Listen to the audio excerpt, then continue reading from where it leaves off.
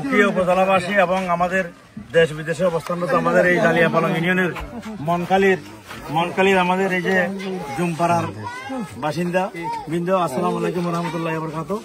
আমরা এখন যে জায়গায় অবস্থান করতেছি এটা হলো আমাদের মনকালির জুমপাড়া। এখানে প্রায় 1000 বুটারের বসবাস। আপনারা দেখতে পাচ্ছেন এই যে ব্রিজটা দেখেন, এই ব্রিজটা কারণে এইদিকে 500 ফুটার হয়ে তাইলে প্রায় 1000 মানুষ, এইদিকে 1000 মানুষের এই যোগাযোগের একমাত্র হলো এই ব্রিজটা। এটা কাঠের ব্রিজ এবং এখানে আমরা যে দীর্ঘ পথ পাই হেঁটে এসেছি। আমাদের নেতা শাহজাহান চৌধুরী বলেছেন, মানে যে সমস্ত গ্রামীণ জনপদে অনুন্নয়ন আছে সেই অনুন্নত এলাকায় আমাদেরকে পরিদর্শন করে এগুলো নোট করে ভবিষ্যৎ পরিকল্পনা আমাদের অন্তর্ভুক্ত করার জন্য।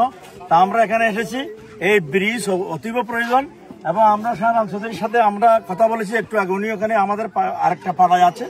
ইনশাআল্লাহ অগ্রাধিকারের ভিত্তিতে আমরা যদি শাহজাহান চৌধুরী এমপি নির্বাচিত হয়, বিএনপি সরকার যদি গঠন করে, এটা রাস্তা এবং ব্রিজ একসাথে ইনশাআল্লাহ হয়ে যাবে।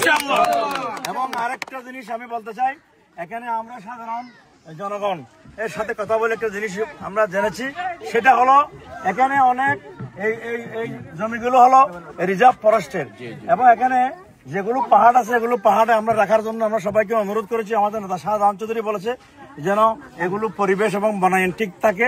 কিন্তু যেগুলো আজকে 50 বছর আগে থেকে নাল চাষি জমি, এই সমতল জমিতে এখন আমাদের এই মনকালির রেঞ্জ অফিসার এবং ফরেস্টার মানুষকে চাষ করতে দিচ্ছে না, ওই কম্পিউটার এগুলি চাষ করতে দিচ্ছে না।